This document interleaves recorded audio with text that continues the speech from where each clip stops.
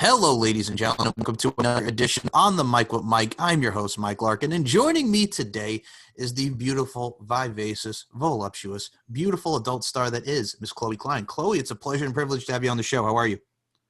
I'm doing all right. How are you? Thank you for having me. You are very welcome. First and foremost, you're doing a lot of great work in the adult entertainment scene, the adult industry, and I gotta say, keep up the great work because it really does show within your content. Thank you so much. I'm very flattered. You're very welcome. First and foremost, I will say this. I love what I do as a podcaster, get to interview people of all facets of life. And here we are. You're doing your thing in the adult entertainment industry. Let's talk about how you gravitated towards that field. How'd you get involved into the adult entertainment industry, Chloe? Sure, I got involved around the time the pandemic hit. I started an OnlyFans, and it kind of took off from there. I look at it from a stance too. What's very cool about that is like, even though through the tough times that is the pandemic, I mean, you have the OnlyFans, which has been such an uprise within from adult content creators and just content creators in general. It's really amazing just to see the boom that it's had. Absolutely. I love it. It's a wonderful platform. I look at it from a stance too, like for you, like again, going through the pandemic and going through everything that's going on, I got to say we're getting back to some sense of normalcy, but still at the same time, it's like we see cases starting to go back up again. It's just like, you know what, we have to take that step forward, but we're kind of like taking steps back. So hopefully we can get back to some sense of normalcy going forward, right? Exactly. Like we're not out of the woods yet. We're still kind of stuck in it. So yeah, it's a bit frustrating to deal with, but I'm holding on to hope.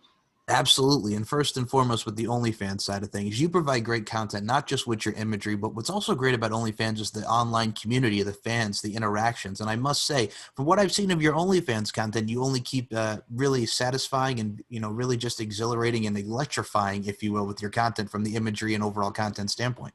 Thank you so much. Oh my goodness.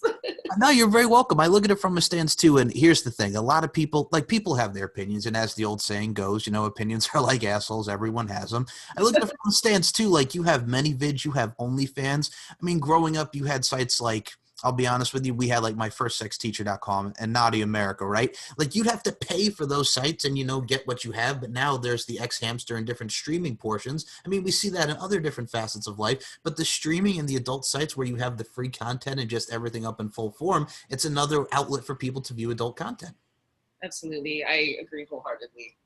Now, for you, I think it's very cool because from the adult side of things, I'm going to say this again, seeing yourself very vibrant in your scene. We'll talk about Plumper Pass in a second, but you have that vibrancy, that overall, I'm going to say that accoutrement, if you will, to use the word, Chloe. It's one of those things where people gravitate to you. And I got to say that really shows and shines through with your overall personality. Has the adult industry always kind of like interested you? Because again, you kind of have a knack from the acting side of things in front and behind the scenes of the camera.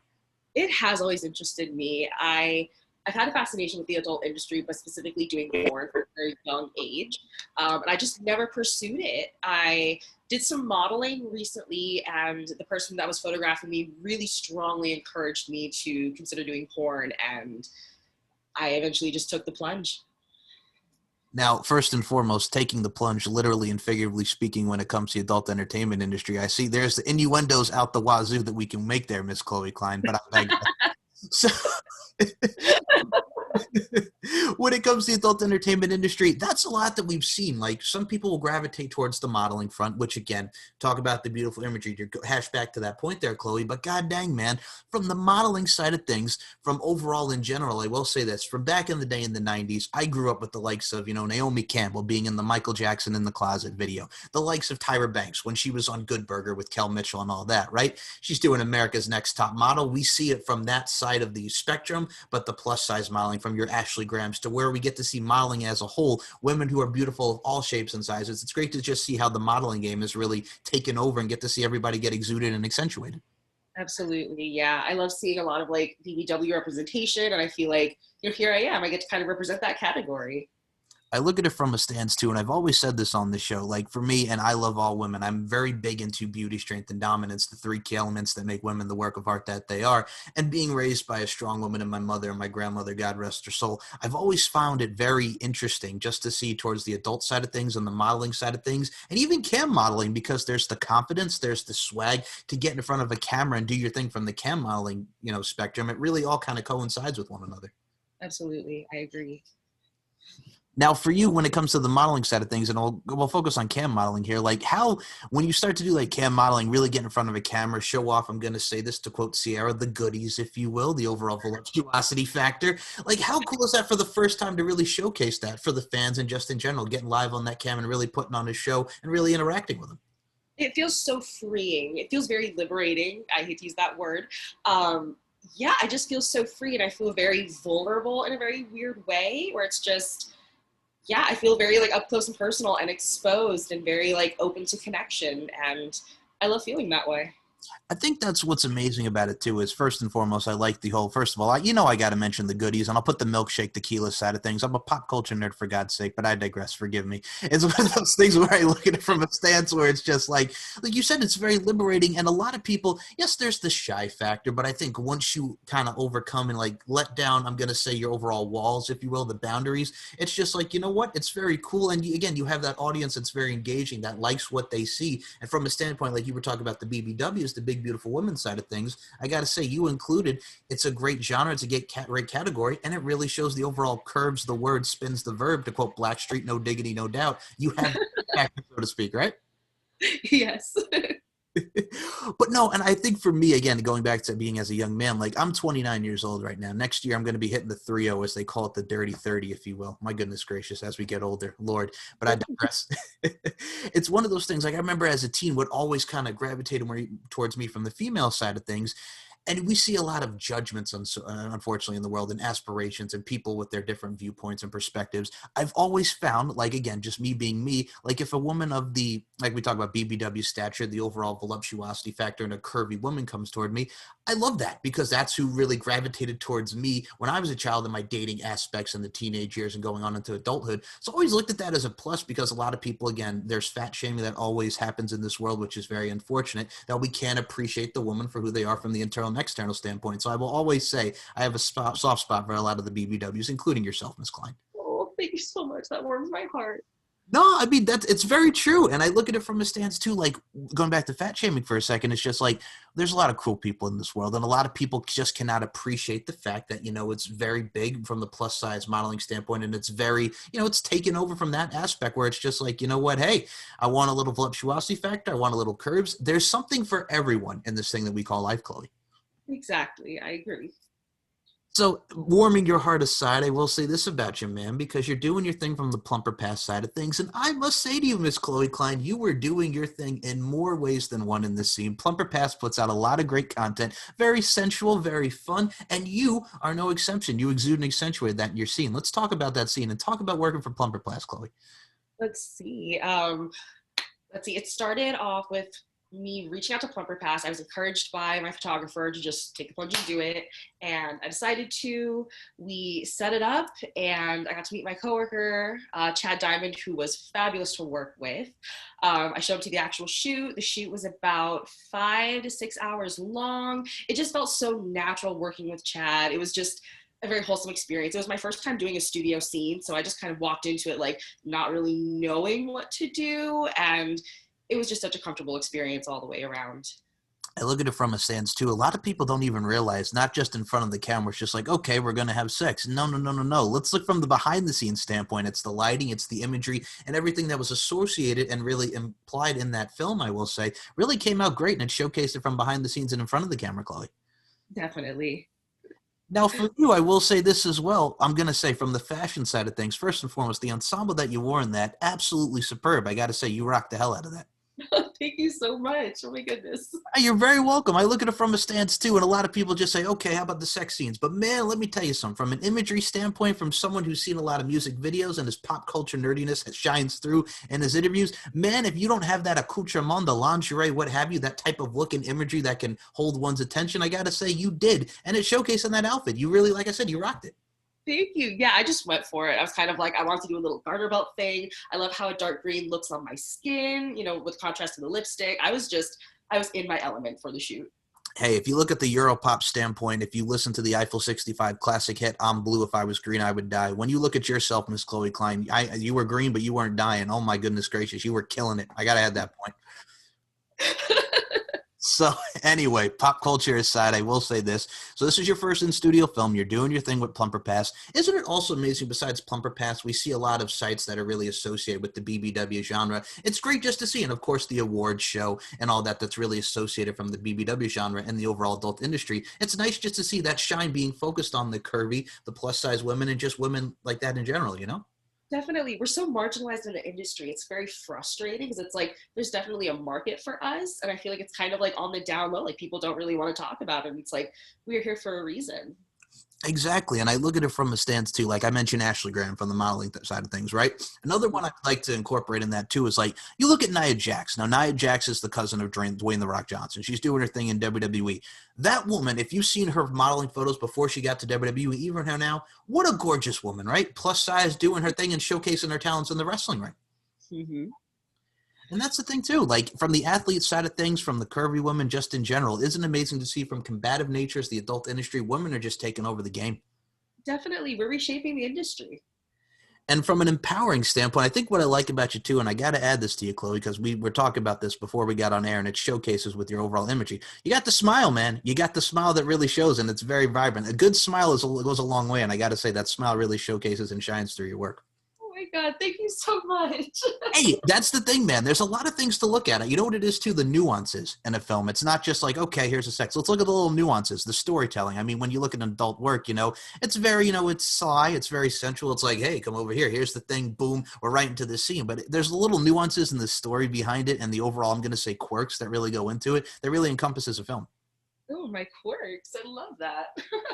Hey, I'm going to look at it from a stance, too. I'm a young man who grew up from the days of Big Sausage Pizza. That was a website, folks. Self-explanatory to where we're going here, right? Here's a little pizza. Here's a little sausage on it. Boom, we're having sex. That was legit the whole premise of the site. You know what I'm saying? It sells itself with that name, right? Yes.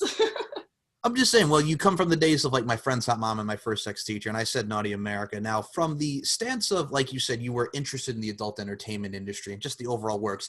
Do you remember I'm going to say as a youngster, as a teen, just really growing up and really kind of having that interest and really kind of gravitating towards that field? Do you remember a certain scene, a movie, or really kind of like gravitated you as far as the adult work, especially, getting into porn? I know you mentioned modeling, but was there something that really piqued your eye as a child that you remember going into adulthood? Oh God, let me see.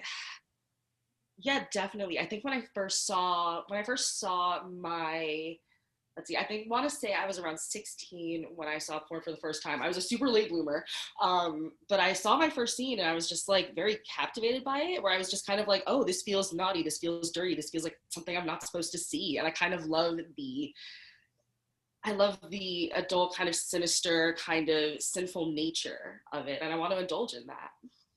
First and foremost, who does not like the sinful nature? I'm going to say this with your sinful siren and your vivacious stuff. I've seen your bio, ma'am. You live up to the name, and I got to say it shows. And I'm going to say that with the utmost sincerity and respect, because who doesn't like that little, you know what I'm saying, that sinfulness and a little raw and dirtiness and passion. So you do showcase that as well. So I got to give you credit for that, because I do love the name that you put for yourself. Thank you so much. Oh my God. You're welcome. It fits though, because and again, it goes back to the confidence, and we'll get back to the adult films and stuff growing up in a second here, but that is something from a marketability standpoint and something that really showcases oneself. It's like, boom, here I am. Here I'm this sinful siren. I'm here, I'm there, I'm vivacious. It's the swag. You got the swag on 100 there, Chloe Klein. I'm going to put it like that. Swag is on 100%, man. Yes, the highest of compliments. Thank you. Well, you have to, because I think when you're in this type of industry and just in general, it doesn't even apply just the adult entertainment industry, but in all facet of life, whatever job that you want to do, whatever career you have to have that cockiness and not cockiness, but confidence, if you will. Some of them have the cockiness, but you have to have that confidence and that swag and that ability to really showcase your talents and just really be excited and really be upfront and be professional about it. Definitely. Oh my goodness. Hey, truth is truth. I walk into a scene, definitely. Absolutely, and facts are facts. And first and foremost, with your scene, and I'm going to say in any scene, if you're just rocking it, doesn't matter where you are in a house or whatever setting, there's nothing more sensual than beds, showers, what have you. It's the overall intimacy, not just from the sexual side of things, but just the overall intimate setting, if you will, of the scene, and that really goes a long way. Definitely, yeah. Now, for you, we're talking about these films here because, like, you were talking about late bloomer. First and foremost, Sweet 16. You can't go wrong being a late bloomer at Sweet 16 because a lot of us get into their teens. So I wouldn't feel bad about being a late bloomer, you know. So when I first saw my first scene, I remember it was probably like preteen. I'm gonna say it was like 12, right? So I don't even know if this website still exists. Girlshuntinggirls.com was the name of the website. So for those that don't know what Girls Hunting Girls is, it's a website where the girls are in the van, they pick up a girl. And it's either one-on-one scenes or three-way scenes. And I'm going to say, as a 12-year-old, I lost my mind. Preteen, I digress. So it's one of those things where you have girls hunting girls and stuff like that. And something like you said, being dirty and like, oh my God, I'm watching this. Stuff like that really piques one's interest. You know what I'm saying? Just from that title, and that's really engaging with the overall film, if you will. Exactly. You see where I'm coming from.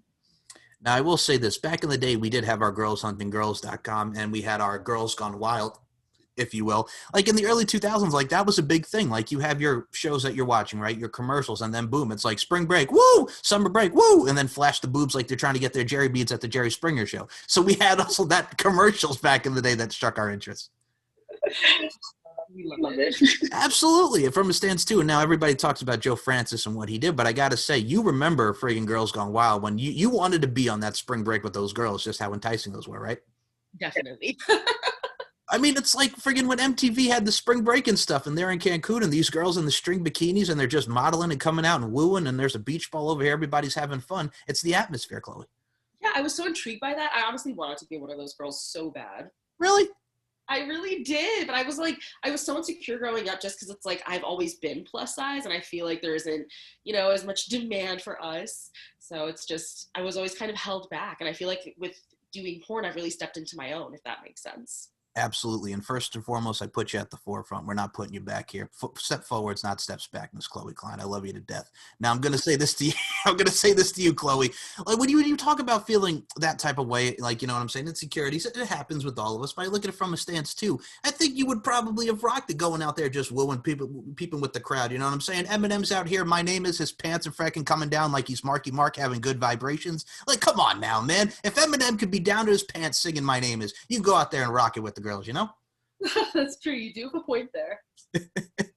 I mean, for God's sake, man. And this is when Eminem was angry Eminem. You know what I'm saying? We had My Name Is. We had Guilty Conscience. We had Slim Shady Gonna Fucking Kill You. Ring, ring, ring. Chainsaws are going. You know what I'm saying? So this is him at his angriest. Now he's a little bit more tame. But god dang, man. Eminem around 99, 2000. Look out. So, I mean, like you mentioned, and I look at it from a stance too, like always being plus sized as you put it there. First and foremost, I think, again, like we're talking about the genre and the mix and everything that we have and the empowerment that you ladies have and how you really portray yourselves in said manner. I look at it from a stance too, from teenhood to adulthood. You should be very proud of yourself because you're staying true blue, if you will, to yourself. And that's really gotten you to where you are in this day and age, you know? Thank you so much. Oh my goodness. That means a whole lot to me. I mean, you have to, and you're very welcome. I look at it from a stance too, once more, to reiterate my point. There's so many things that really showcase, again, from just women in general, from the slim side of things, from the plus side of things. It's women just going out there. We should even really look at it from like a label BBW. Mind you, that is the category and that is a beautiful thing to represent. But at the end of the day, you're just a woman kicking butt and taking names and just showcasing yourself with your overall beauty, your strength, and your dominance, as I really showcased early in the show here. So at the end of the day, you just got to be proud, man. And I could tell from your overall stance, you're proud. And that's a wonderful thing and a wonderful, wonderful accoutrement to reiterate that point again to have, you know? Thank you so much. Yeah, if I'm not proud of my work, who else will be? Exactly. And first and foremost, I will say this right now. And I mean, we have the stance, like we were talking about your Plumper Pass scene. I look forward to seeing more scenes where you come from and where you go into, because again, from the modeling side of things, that gives you the experience, because in a way they kind of go hand in hand, because from an imagery standpoint, it's modeling. Let me get this nice little view. Boom. Here's the porn side of things. Let me give you this nice little view. Boom. That really gravitates the overall thumbnail to see said video. So in a way they kind of come hand in hand. Definitely. Yeah. Now, I will say this as well. Besides your OnlyFans, I will say this. Besides everything that goes into like what you wear, we talk about the style and the overall grace and the elegance. There's something about it with the OnlyFans as well that really takes off. Like many vids, you get clips. OnlyFans, you get clips. And now for you, you're someone who's very, I'm going to say very eclectic when it comes to scenes. Like I've seen a lot of your scenes with the Plumper Pass scene and just how you overall come off. You kind of remind me of someone that really is down for everything. And that really goes a long way because you get to expand different horizons with scenes and just in general. So it's kind of like a good makeup, you know? Definitely. I'm a Sagittarius. I will try anything twice. First and foremost, representing all the Sagittariuses out there, this woman right here with I'm a Sagittarius, so it's all right. First and foremost, as an Aries, I will say I do appreciate that. You know what I'm saying? Because Aries, we do our own style and our own grace too. So I can respect that. I can respect that, fellow Sagittarius. I love it. Another fire sign. Exactly. Now, I know a lot of people don't kind of look into horoscopes and stuff like that, but I got to say, Aries know what's up. Sagittarius, you know what's up. I feel like Tyrese back in the day. These are the signs of lovemaking. Are you that zodiac freak I've been looking for? Girl, you're sending me. Taking it back to '02 with that joint. Anyway, R&B aside, I'm sure some people will know what I'm talking about when I just referenced that song. Have you actually heard that song, Signs of Lovemaking by Tyrese? I haven't. No, I'm gonna check it out. I will send you the link when we are done with this show, Miss Chloe Klein. Yes, please. It is a good song. So, well, for actually first, you know what's funny about that? A lot of people tend to forget like Tyrese Gibson before he was this actor and, you know, the Fast and the Furious films and the Transformers and all that. And he was a baby boy. A lot of people forget he was a musician. Wow. Likewise. Okay. All right. So first and foremost, you learn something new every day. Get you on that Tyrese kick, man. He had some great songs. Sweet Lady. I Like Them Girls. Like I'm going to introduce you into a whole new world after this show, man. Perfect. Put me on. All right. Now, I will say this as well. Like, again, going back to the films and childhood for a second, like you're seeing different scenes, you're seeing different, avenues of seeing adult content. Now, for me, did you have like those nights? And I'm going to say this, I'm sure we all had them nights where 2 o'clock in the morning rolls around. Parents are asleep. HBO comes on. Here's Cat House, the series. Here's Taxi Cab Confessions. Here's said porn film with Nicole Sheridan and Widow back in the day at 2 or 3 in the morning. Yes, I'm being very, very specific with these details because that's what they had on HBO when you're 12 and, you know, you're trying not your folks to see what the hell you're doing at 2 o'clock in the morning. We've all been there. So I have to ask you, have you had any of those type of nights, whether it be computer or television wise, where you see such content and it really, again, you gravitate towards said scene? Ooh, let's see.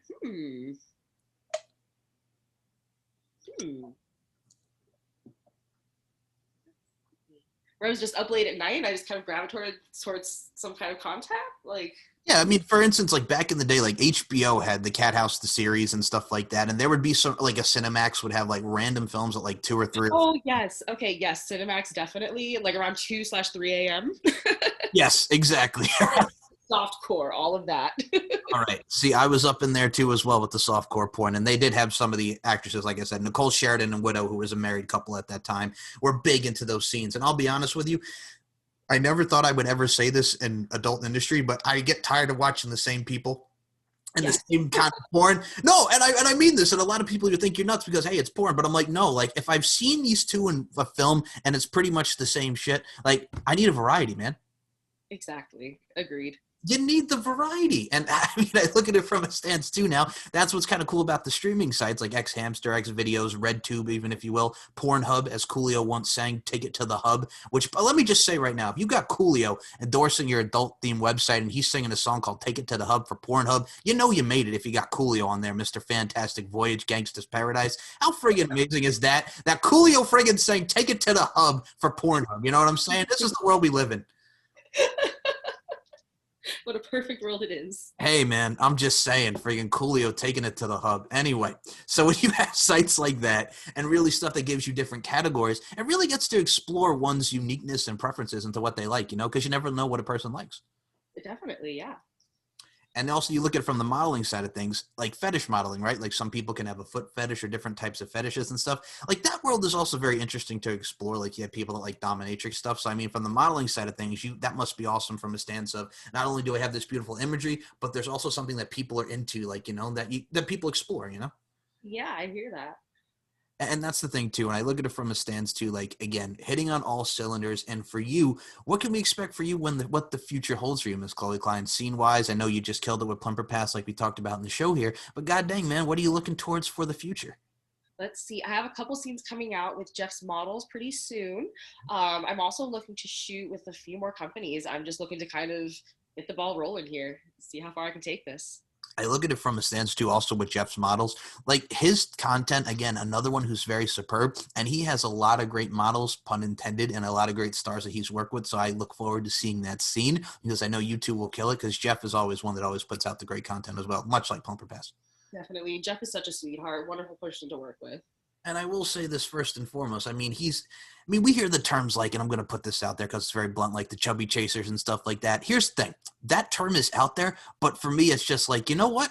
Let's just appreciate it for what it is. Like, we got a lot of beautiful women out there. And I mean, for a stance, I'll say this. I guess in my teen years, I was a chubby chaser, and still to this day. Again, it's the flockness, man. We gravitate toward y'all. Right? I love the term chubby chaser. It's like, you don't have to chase me. I'm not running. Hey, man, I'm going to say this right now. First of all, I don't want to run. And what I mean by that is when it comes to running, great exercise. But when it comes to women, I don't need to run. I just want you to stay still and let's enjoy the night, man. Enjoy one's company, huh? Absolutely. Just slow down. Slow motion. I'll start singing friggin' Trey songs up in here and the whole nine, man. My goodness gracious. Anyway. Back to the adult entertainment industry. So you got Jeff's models. You're still doing your stuff on OnlyFans. What can we expect on the OnlyFans front, man? Because you, again, are into everything. We showcase yourself from clothes on, clothes off. What are we thinking OnlyFans-wise? What are you coming up with content-wise from the content creator standpoint? I definitely want to lean into more boudoir shoots. I definitely love leaning into kind of like a simple siren kind of look. Like I'm very obsessed with the 1940s and the 1950s, especially lingerie from those periods. And so you can expect more of those kind of garments on my pages. Now, I'm going to actually put an idea in your head. Now, for someone who, all right, so when I was a kid, and I still have the VHSs because my grandmother liked this film, and my mother kind of grew up with it as well because of my grandmother, like the Abbott and Costello films, right? Amazing films, classics, go down in history. One of the most iconic ones that they had in the 40s was Hold That Ghost. They had my goodness, Buck Privates, where you had the Andrews sisters, Boogie Woogie Bugle Boy, Company B, like that 40s-esque, right? Do something like where it's very like 40s, like you got the hatch, you got the stuff, man, like a little Boogie Woogie Bugle Boy, Andrews sisters, get you in that, like, you know, the privates, the overall like military type feel, man. You could kind of work with something like that. Oh, I love that. That'll be gorgeous. Oh my God. I love leaning into that era. It's so classic. It's so rich. And I just feel like I embody it very well. They actually, it's funny, I have to send you this. So the UK actually did a documentary about a woman who just pretty much lives like it's the 50s. Like her whole house is dedicated to like the 50s. And I think there was a gentleman that was similar to this. It's like, again, with social media, it has its positives and negatives, right? But there's a lot of negatives where it's just like we're so accustomed to going on social media all the time. It's like he just has the old school phone, the old school this. They're not on social media because they're living like it was the 50s. And it's great to live in that old timey kind of feel to it, you know?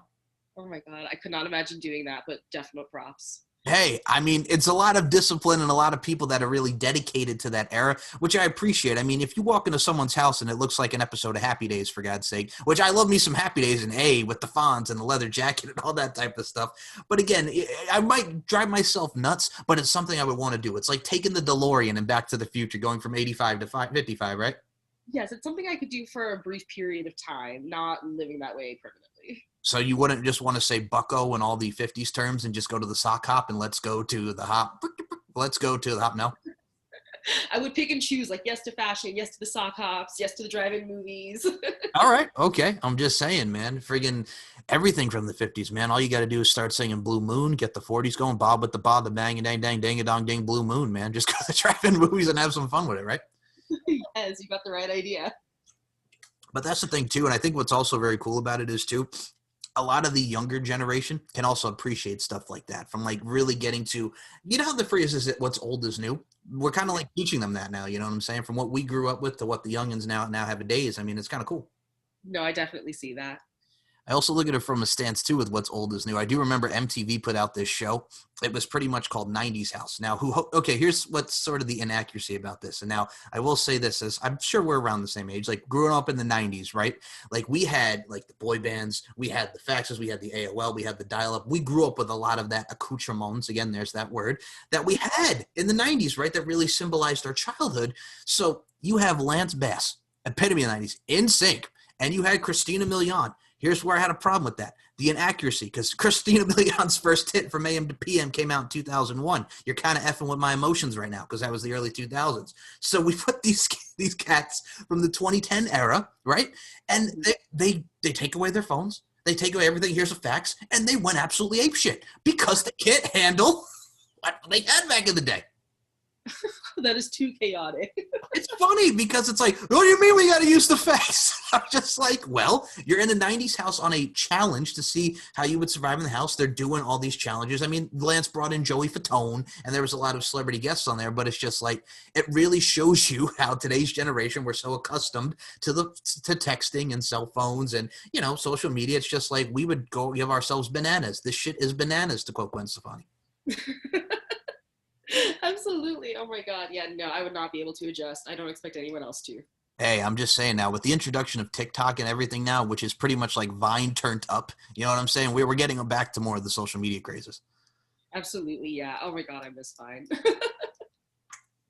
Well, okay, first and foremost, I had Vine back in the day, 15 seconds, and you just get your point across, man. You can dance, you can do whatever. It's pretty much the same with TikTok, but it's just like, there was something just about Vine that had that, you know, je ne sais quoi about it.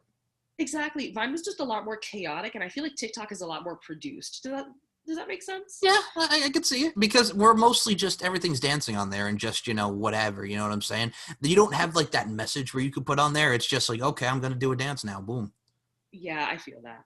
Hey, I'm just saying, more power to you, but still at the end of the day, hey, I was so against social media, and I'll tell you a funny story. Like, I didn't even want Facebook. I started getting Facebook in 2010 when I graduated high school, right? Because this girl that I was friends with, and like I said, when you're in school and you're one of those people that gets along with everybody, there's different sets of people. I was the kid that got along with everybody. So the girl wanted to friend request me on Facebook, and I'm like, I don't have a Facebook. And she was like, what do you mean you don't have a Facebook? I'm like, I really don't have a Facebook. I have no desire to. So I started just doing it just because, like, a lot of my high school friends wanted to request me. And that first day I remember having like 36 to 40 requests. And I'm like, Jesus Christ. Like, you know what I'm saying? So I don't know. I mean, I kind of had to get accustomed to it because, you know, some people want to live like their private lives, if that makes sense. No, I definitely hear that. I feel like people would kind of expect you to be very vulnerable on social media and kind of like dump a lot of information onto it. No, I totally respect living a private life. First and foremost, I will say this. Social media does give us a lot of good pluses. First and foremost, I'm talking to you and I get to know you, Miss Chloe Klein. So that is a plus. That is a check in the plus column, ma'am. So I look at from a stance too as well. We also get to promote ourselves in a certain way with our certain different avenues and different endeavors and careers. So, I mean, there's a win-win there. Definitely. I completely agree. I mean, and then there's some unnecessary babble that really goes on. And I got to say, people, sometimes you need to calm the fuck down and shut the fuck up because, for God's sake, I'm tired of the negativity. And sometimes people just need to keep their opinions to themselves. I have no energy to keep on fighting in the day. How about we just agree to disagree and just move on with our days? You know I'm right, though, because it's just like people just argue over the stupidest shit. Like, how about we just agree to disagree and move on? You're not lying. And people just don't know how to do that anymore because they have to be right about a certain thing. It's just like, okay, if I don't, I'll use a wrestling term here. Like wrestling, what's big now is the death matches. Now it's hardcore wrestling. They use like light tubes and stuff. It gets buck wild, man, to put it bluntly. So it's that type of art form, but wrestling. And if you don't like that, you know, people just go ham at you. And it's just like, okay, maybe I don't want to see someone get hit over the head with light tubes. All right, call me not a sadist or sadistic. You know what I'm saying? So excuse me. You know what I'm saying? So that's just an example. Could be music. Everything is subjective. Definitely. My goodness. But yeah, no, that's the world that we live in. And I'm going to say this right now from a social media standpoint. I'm sure you've had a couple of days where it's just like, you know what, I just need a break from this. I think we all have had those days when it comes to social media. Yes, definitely. There are just some days where I'm like, you know what, I am not here for this. I am not present. Now, I have to ask you, because, again, we're shooting the breeze on a lot of hot topics and everything that really encompasses your being and your career. I love the Sinful Siren name. I think that is absolutely great. We talked about the marketing ability. I want to ask you how the name came into fruition because, like I said, it's got a nice little ring to it. It's SS. It's S squared. I'm talking about the Sinful Siren. That is you. How did that whole thing embody your overall being? Yeah, so how I came into my name. All right. So I got the name Chloe from my favorite Bratz doll growing up. I wanted to do something from my childhood. This doll, Chloe, was always so glamorous. You know, she had this blonde hair and these full lips and the cutest outfits. And I always just wanted to be that growing up. I just wanted to be a bimbo. Okay. Wait a minute. That is probably the first time I ever heard on the show, on my 6 years of interviewing. And first of all, I love this answer. And like I said, you're making me laugh and cackle here. But I just wanted to be a bimbo. And first and foremost, number one on that. But number two, Bratz. I'm talking about Bratz. Bratz. Man, taking it back. Definitely, yeah. I just wanted to be a bimbo. I just wanted to be a very slutty bimbo growing up. And I ended up getting the last name Klein from my favorite gender studies professor. I have a degree in gender studies, big old feminist here. So my favorite professor, Professor Klein, was just a wonderful. I had such a great experience in her classes, and so I decided to put the two together, and it had a very nice ring to it. And it does. First and foremost, that is a beautiful name, Chloe Klein. I will give you mad respect for that. But god dang, man, first and foremost, Chloe from Bratz, B-R-A-T-Z, Bratz. Love the commercial. Did you see the movie? Which one?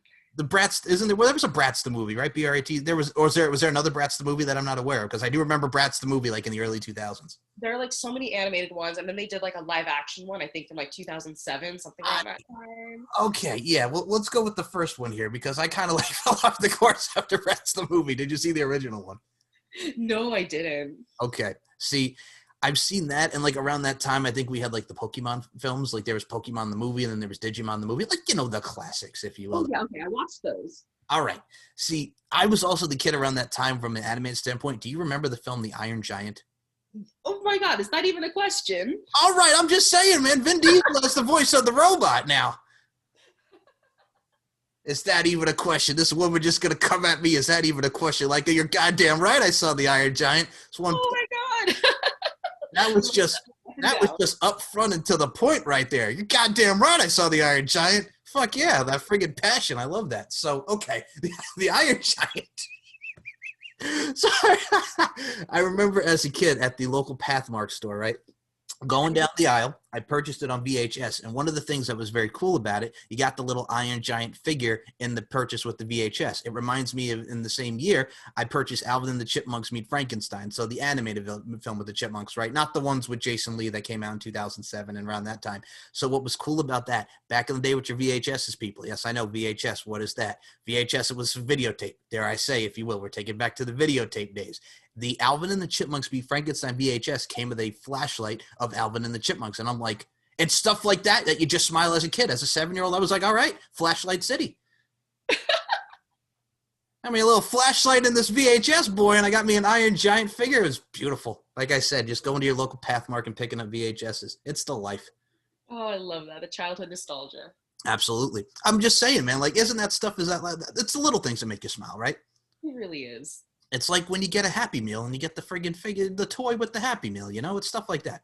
Yes, oh my god. My mom would actually go to the drive-thru just to get the toys for me. Really? Yes. Oh my god. Especially if they had like Hello Kitty or Barbie or something. Like, hell yeah. Okay. Now, first and foremost, I will say this. This is coming from the music side of things. For those that remember when you go to Burger King and have it your way, we actually got the Backstreet Boys CD for the fans in the early 2000s. It had 5 of their songs, live performance, and there was an a cappella version of All I Have to Give. You got that with your meal. Just go on to Burger King, man. I'll have a Happy Meal. I'll have a Whopper with a side of the Backstreet Boys, please. CD, Boomski, right in your hand. They were giving them away at Burger King. This is a real thing. Oh, I love that so much. Bring that stuff back. Okay, first and foremost, if we brought stuff like that, people would just be like, giving like their faces and pretty much scrunching their faces like, why? Like, I'm going to say this to you right now, Backstreet Boys side of things. Like, they had the Fine Brothers with Teens React, right? Now, it's teenagers nowadays, and they look at a video like Larger Than Life, and they'd like, oh, look at the animation, look at the CGI. It's like, son, let me tell you something about Backstreet Boys Larger Than Life. Iconic video. People still talk about it today. YouTube has made it so apparent, like when you had the premiere music videos on TV, like your TRLs or you're making the video, that was when MTV actually played music and not had Catfish and Jersey Shore, and we went towards the reality side of things. But when you have that music, eclecticness, if you will, yes, I just said the word eclecticness, but that music side of things, it's like what you were so hyped to see a world premiere of a video. Now it's just like, okay, here it is on my YouTube channel, if that makes sense. Yeah, no, I hear that definitely. I'm just saying, MTV should just have the R in front of it and just be reality TV now, because that's all we get is Catfish and freaking Jersey Shore. That's it. It's not the same. It's just not. Well, first and foremost, when it comes to the Catfish side of things, like with so many doggone seasons of that show, you think people would have learned by now? Right. People just don't learn. There's so much denial involved in being with a catfish. My God. The delusion. Well, you know what they say about the Nile, right, Chloe? What? The Nile is not just a river in Egypt. Okay, so if nobody remembers that line, there was a movie in 2001 called The New Guy. It was with Lyle Lovett, who was married to Julia Roberts, DJ Qualls, Zoe Deschanel, before she was in Elf with Buddy the Elf. What's your favorite color? We had a lot of people in that movie. Eddie Griffin was in it. My goodness, you have to see this movie. Eliza Dushku from Bring It On was in it. Have you ever heard of The New Guy? No, I haven't. You have to see this movie. He's a nerd. He's a geek. He purposely gets kicked out of his school, goes to jail so he can be tough, recreates his image. His real name is Dizzy Gillespie, but then he goes to this new school and he's Gil Harris and he's got like this tattoo and he toughens him up in prison. You have to see it. It's hilarity from top to bottom. I'm telling you. Okay, I'm checking that out. Hey, I'm giving you pearls of wisdom here with these movies and pop culture and nostalgia right here, Chloe Klein. I'm hooking you up right now. No, I love it. You're putting me on. Thank you. You're welcome. So pop culture and nostalgia aside, I think what's very cool is I just want to go back to the fashion part of this thing, because you were talking about lingerie, and I hope you use that Andrew Sisters military type style in your focus, man, when you talk about the 40s. So I hope that comes into fruition. I know you'll rock the hell out of it. But god dang, man, when you look at popular culture, like we've had like Britney Spears and the infamous schoolgirl outfit from Baby One More Time, right? And we've had, like we mentioned, the MTV and the spring breaks and what we see from the image side of things. And it is amazing just to see what different type of, I guess, nuances from clothing that women wear, from lingerie to certain outfits that men really pique their interest to. You know, it's those little nuances and those little subtleties again. Absolutely. Seeing the different kinds of aesthetics that are coming about. Yeah, I completely agree. Now, I'm going to say this right now, like for you, and I know we're talking about 40s and 50s. Now, I'm going to say this right now, you would probably rock the hell out of the schoolgirl stuff. Would you add more schoolgirl stuff into yours as well? Because everybody talks about Hot for Teacher, Van Halen, the Dirty Teachers type of stuff. I mentioned my first sex teacher. That has always been like the big niche for a lot of people. I may or may not have a green schoolgirl outfit that I just ordered, so that is to be expected on my OnlyFans. I just put the feelers out there, man, and boom. I had no idea. That was not psychic or all telepathic right there. I was just saying, man, because it's one of those things like, again, we were talking about like everything that people's into. So you ordered the green schoolgirl thing. Now, again, I'm just going to say this right now. There is something about that look from like the Catholic school, the everything that really goes into it. That's just so sexy. And I remember this. I'll put you on here. Do you remember the Rock of Love Charm School and the Charm School shows that they did with the VH1 and the celebrities? You know, Bret Michaels show and Flavor Flav show. Do you remember those?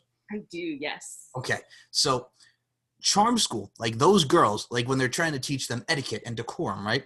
Those girls look sexy as hell in those schoolgirl outfits, man. I'm going to tell you something right now. We didn't even give a crap what they were friggin' being taught. Now, mind you, there's a purpose behind the show. But god dang it, man, those were the outfits. Again, when you're 15 years old around this time, man, you're going out the wazoo. Hormones are raging. I'll be here all day. And from the guy's standpoint, it was buck wild. Again, to use that term, buck wild. No, I hear that. There's something about the schoolgirl uniform that's just kind of like sexy, but also kind of like dangerous and kind of like kept away. Like, I don't know how to describe it. It's just very arousing. I mean, yes, absolutely. And I look at it from a stance too with your absolutely arousing. Absolutely, yes, concur. But god dang, man, there's something as well. Like everybody had their different styles of clothing, whether you're in high school and just in general. People can rock the goth look. You know, like you shopped at Hot Topic, get the Metallica shirt, boom, rocking it, paint your fingernails black, listen to some Marilyn Manson. You're the star of the dope show. The whole nine will be here all day. Then there's there's different varieties of what everybody's into, like different groups that we've seen in high school and just in general as people. Like, again, that really makes people unique. But I got to ask you, what clique, if you will, would you say that you would fall into? Like, what was your style as you got into? Like, we talked about lingerie and everything that you're really into and you try on and you got these new different looks, Chloe. But what was kind of some of the stuff that you were into as teens? Were you the goth look? What kind of clique were you thinking about? Oh my God, I was the big titty goth girlfriend in high school. I spent, going into high school, going to ninth grade, I took all of my going back to school money and I bought a pair of Demonia knee-high boots. Like, oh my God, black lipstick, nails, straightened hair, long flowy black skirts. I was the goth girl in my grade. Not a bad thing. Now, I'm going to say right now, did you have all right, I'm going to put this in perspective. You're familiar with My Chemical Romance, right?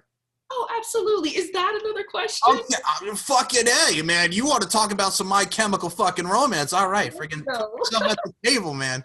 Okay, not even a question, you son of a gun. So when it comes to My Chemical Romance, were you kind of like the look, I'm going to put this out here, their first hit, you know what I'm saying? Helena, So Long, Good Night, man. You know what I'm saying? That whole music video, the girl's in the coffin. She comes up, starts dancing. That iconic music video. What's the worst that I could say? Is it better if I stay? So long, good night. I'll be here all day. But Chloe, were you kind of like that girl, like who was in the not pale white, but god dang, man, she's in the coffin. Had that look with the black dress and the black hair and everything like that type of My Chemical Romance look, or was it like more future looks with the Carry On, that type of stuff from the evolution of My Chemical Romance, if that makes sense? So in middle school for the dance, I actually tried to make my look kind of look like Helena's, with the dress and the eye makeup. Like Yeah. I was about it. Okay. Now, you see, I'm going to say right now, as we were talking about Helena, I actually put that image in my head because I went back to my 12-year-old self watching that on TRL when that first debuted in '04. But it's one of those things, like, that was very encompassing, like that video. Like, they have the casket, right? They're walking down. It's raining as a mofo. The girl comes out of the casket, wakes up, starts dancing, goes back in the casket, and friggin' is dead. And I'm just like, okay, there was a little dead dance number, hashtag dead dance number right in the middle of the video. You don't realize what the hell it is at 12, but then when you look at it as you get older, it's like, okay, there's some imagery and artistry here. Right? Oh my goodness. I'm taking it back for everybody, man. Like, this was the days of Good Charlotte with Lifestyles of the Rich and Famous, and this is the anthem, Throw All Your Hands Up. Avril Lavigne was a skater boy, man. We're taking back to some punk rock, man. Oh my god, yes, please go back to the emo days, go back to like 2006. Yes, please. So you were the, as you put it there, so the big titty goth girl. So, okay, big titty goth girl. We're going to go back to this for a second now that you put that so eloquently and bluntly there, Miss Chloe Klein. So, big titty goth girl, did you do the whole thing where you paint your nails, or what was the style there? Because I know goth and emo kind of have their own little trends there. Is there a difference? Because I've always known goth with the black. Was there any difference with the emo and goth? Like I'm saying, I think they're kind of like in the same family. If that makes sense? Am I hitting kind of the nail here? No, you're hitting the nail. There's definitely a difference. So in middle school, I was more emo, which was more like skinny jeans, straightened hair, flannel, Converse. It was a lot more casual versus goth, which is a lot more dressed up. We're talking like combat boots. I had corsets. I had like bustier tops. I went for a more like cabaret kind of infused goth look. So yeah, it was just a lot more formal, definitely. Now, first and foremost, man, again, going back to big titty for a second, first and foremost, voluptuosity factor. We're talking about the voluptuous there, man. You talk about your big titty goth girl. Again, bluntness, and I love it. And that's what I'm loving about you right now, because that was blunt as hell. And I'm still not going to get over the fact that you just said big titty goth girl, because that was just so straight and to the point, like with those Have I Not Heard of My Chemical Romance. I got to give you much love and respect again, because that was very blunt, and I love you for it. But going back to this trend here, now, I will say this. Did you have, and I'm going to say this, I know a lot of my friends had this. Did you have like the thing where it's like the wallet, they have the chain in like the side of the pocket, you know what I'm saying, with the wallet coming out, you had like the chains, man. Were you rocking some chains on your pants, or what's the deal there? Oh no, absolutely not. I was not doing trip pants of like, chains just hanging off of me. That was a lot more of like a more masculine, more like Avril Lavigne kind of look. I was going more for like Amy Lee of Evanescence. I wanted a very like romantic looking goth look. First and foremost, can I just say one thing? Amy Lee, pipes, number one, and number two, what a gorgeous, beautiful woman. Agreed. Oh my goodness. I worshipped My Immortal. I worshipped all of those records. My God, I loved Evanescence. All right, we'll go back to Evanescence here, because you just hit a cockle of my heart. Yes, I said, people, the cockles of my heart. When you talk about Evanescence, people, I'm talking about the Fallen album. You know where I'm going here. It's 2003. It's the Daredevil soundtrack. We'll be here all day. But before we get to that point, I got to ask you, so you're not wearing the chains, and I'm going to say this right now. Here's the imagery that goes in my head. I remember I was in my early years of high school, right? My buddy was big into the rock field. He actually had his own band. They were called Shackled, right? They performed at the talent show. He still does his own thing right now in the rock field, man. He was just in a music video. They're called Atmosphere, which is named after atmosphere, right? Like I said, very talented individual. What I always stuck out to me was, I'm like, this dude, I'm going to say this, his name was Mike. I'm not going to say his full name, but his name was also Mike, like myself. This dude had a tattoo of a guitar that was purple, flaming on his leg. Out of all the things, a purple guitar, and that shit was flaming. You know what I'm saying? Let it burn, baby, burn. I'm not talking about Disco Inferno or Usher, but he had a guitar that was purple, flaming. And I'm like, all right, man, you do you. Because I'm going to say right now, that was the first time I ever saw a purple guitar flaming on a person's skin. I don't know what. Oh my God. It's different. It's unique, but at the same time, that's pretty cool. No, I love it. It's very eccentric. I'm just saying, man, like that's the stuff that we have right here. You know what I'm saying? And I look at it from a stance too. Now, going back to Evanescence, I was a big fan because, again, professional wrestling was a thing that I love and still love to this day, very passionate about. Evanescence's Bring Me to Life, and for the wrestling fans that listen to it, this was around 2003, No Way Out, Triple H versus Scott Steiner. They actually used that theme song for their pay-per-view, Evanescence Bring Me to Life. It was on the Daredevil soundtrack. That video with the dude from 12 Stones, he's friggin' singing his part. She's on top of the building. She's in that dress. You cannot have a better music video than Bring Me to Life, right? You can't have a more iconic video than Bring Me to Life. All right. Put the iconic stamp on it. I like it. The stamp of approval, iconic. I'm stamping along with you there, Miss Chloe Klein. So I also look at it from a stance too. Like you had My Immortal, you had Everybody's Fool, which is very underrated because people always go, Bring Me to Life and I'm Going Under, where, like I said, the underwater feel, it's very interesting. It's very cool, very symbolic, like you mentioned, iconic. But a lot of people kind of rule out Everybody's Fool because oh my God, that was my favorite. Same here. Like she's playing like this model type, you know what I'm saying? She's all smiles, but when she goes home, she's like depressed as a mofo. And you can understand that because you're perceived in a certain light and a certain image, but in actuality, you're sad and you're depressed, and there's a lot, that you have going on internally, and a lot of people can relate to that. Exactly. That scene where she's in the elevator and there are like those two blonde girls that are laughing at her because she's not super dressed up with the pink wig. Like, oh my God, I felt that so much growing up, and just, yeah, it kind of resonates a lot more now that I'm in this industry. Can I just say right now, I remember seeing those girls, and if you look at it from a stance again, I was like pre-teen when that song came out. Growing up and watching it again older, because again, you want that nostalgia playlist and you watch all those videos again, I want to smack the living hell out of those girls because you're just like, bitch, you just want to laugh at me as I'm sitting on the elevator, man. I'm not in my wig. I'm just trying to live my normal life, and these two are cackling like a bunch of bimbos, not the good kind of bimbos, but bimbos. You know what I'm saying? Fuck. Like, in a way, am I right now, as you get older, you realize, man, I want to slap the shit out of those girls. No, it's true. It's like just because she's out of her costume, it's like suddenly she's a spectacle to be laughed at. Like, it just make sense. To quote Simple Plan, I'm sorry I can't be perfect. Taking it back to the Simple Plan days, right? Oh my God. Okay. That the line still gets me every day. First and foremost, I'm a grown-up, people. I'm 29 years old. I said it earlier on the show. Every time I'm a dick, I'm addicted to you. Just because he stops with I'm a dick, I'm addicted to you, I still crack up. I cracked up when I was 12. Even when I'm 29, it's still funny to me because he pauses. I'm a dick, I'm addicted to you. It's still funny, and I'm a grown-up. Stuff like that makes me laugh. No, it's classic.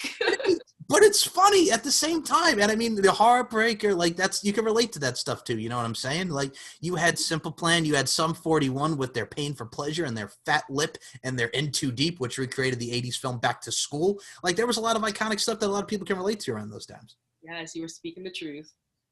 Now I will say this first and foremost. You, Chloe Klein, here we go. We're up on the up front. We're up on the forefront, if you will. You're going more with your schoolgirl looks. You're going to be having a lot more content. You have a lot coming out in the future. Jeff smiles. You just did the Plumper Pass scene. For you, I'm going to say the future is bright, and I can't wait to see what the future holds for you and everything that comes up next. You know what I'm saying? Because, again, I know you're going to rock it with your photos and rock it with your scenes. So I got to give you kudos and continued success, my friend. Thank you so much. I can't wait to see where I go. I'm just saying, man, with everything that's in the stands from the quarantine that we had and the pandemic, and I mean, it got a chance for everybody to be very creative from a workout standpoint and just in general, so we're not losing our minds and losing our heads, losing my sight, losing my mind. Wish somebody would tell me I'm fine, to quote Papa Roach. To quote Papa Roach. So, I mean, hey. Killing me here. I'm just saying, man, like, okay, first and foremost, this kind of pissed me off. Now, last thing with pop culture before I get back to what we were talking about with your future endeavors. Yo, Papa Roach came out with, like, they collaborated with this dude from TikTok, and they redid the song Last Resort 20 plus years later when it came out from 2000. I'm going to say right now, it's not bad, but you're killing the classic, because that is not how I remember my Last Resort, goddammit. Right? It's like, if it's not broke, don't fix it. Like, when he's in the friggin' ring and all these people are going nuts. Now, mind you, I was born in 92, right? I'm 8 years old when this video comes out.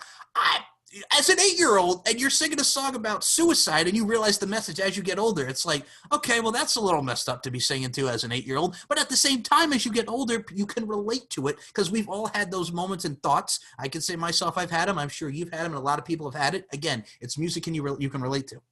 Mm-hmm. I definitely share the sentiment. God dang, man. But it's very cool because, again, they're in the ring. It's just from top to bottom an amazing song. You know, we get the bridge is what's great about it, too, because then he like clenches his teeth and he's like, I can't do it justice, but y'all know what I'm talking about. So, again, it's that integral part and moment of the song, right? Oh, yeah. I know what you're talking about. Then they did a song. Do you remember Getting Away with Murder by Papa Roach? Yes. Okay, so there's a scene in there, again, when you're preteen and then there's two girls kissing in there. Again, that's all I'm going to say. Watch the video. Not just because the two girls are kissing, but it's a good video. That's a good incentive. Yes. That's kind of like in Jennifer's Body. You remember that with Megan Fox? Is that even a question? All right, okay, all right. So I'm guessing. So you saw Jennifer's. You saw Jennifer's Body. It is one of my favorite movies. All right, I love you even more for that, just because it is a very good movie. It's not just because of, again, the lesbian kiss in the bedroom. It's a very interesting movie, and Megan Fox is fucking drop dead gorgeous. I'm gonna say this right now: 8675309 Jenny, boom. Yes. Oh my god. I mean, come on, lesbian succubus cheerleader. Like, what more could you want? I'm just saying right now, man. When Incubus was talking about "Pardon Me," man, we're not pardoning that at all, man. When we're talking about Stellar by Incubus, how do you do it? That's how they do it in that film. For God's sake, man. Take the wheel and drive. Whatever tomorrow brings, I'll be there. And I'll be there to keep watching that movie. That movie still holds up, even from 2009 to where we are now. It's some damn good stuff. It was so underrated when it came out, and it has like this cult following now. It's getting its roses. And people friggin' shit on that movie. And I'm like, come on. There's a lot of worse movies than friggin' Jennifer's Body. Have you seen Lindsay Lohan and I Know Who Killed Me? That is much worse than fucking Jennifer's Body. Fucking Lindsay Lohan goes from The Parent Trap and Freaky Friday and Life Size with Tyra Banks to being a friggin' twin and I Know Who Killed Me. Like, for God's sake, it was horrible. She has like a clone. She's got a wooden leg. It was the drizzling shits. Have you ever seen I Know Who Killed Me?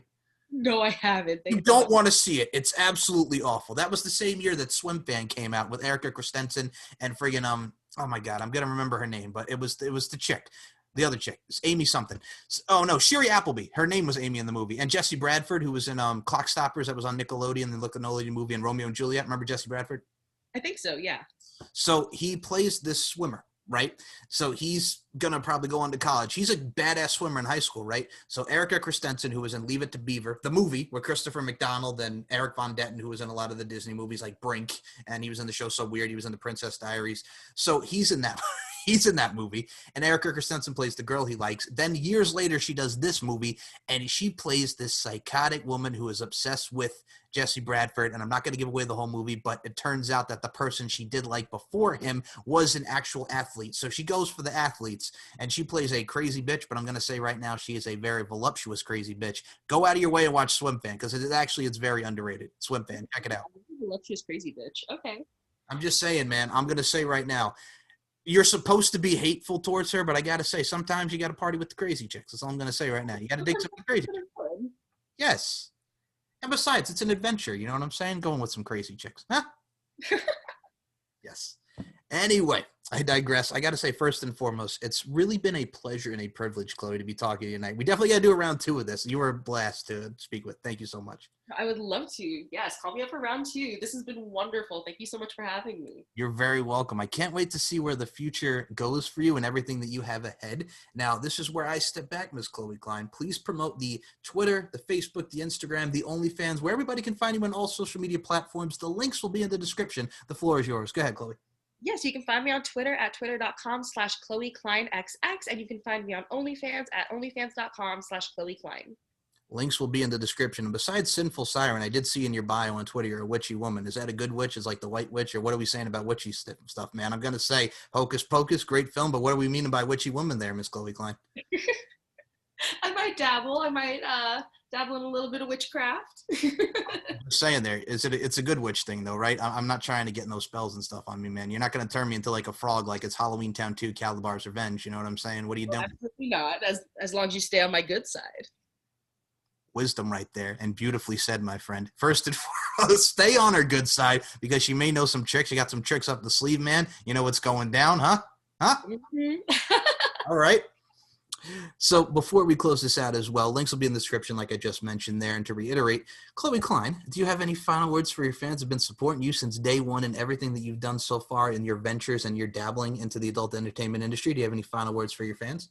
I want to say thank you all so much. I would not be here without all of your support and all of your views. Thank you so much. I can't wait to see where this goes.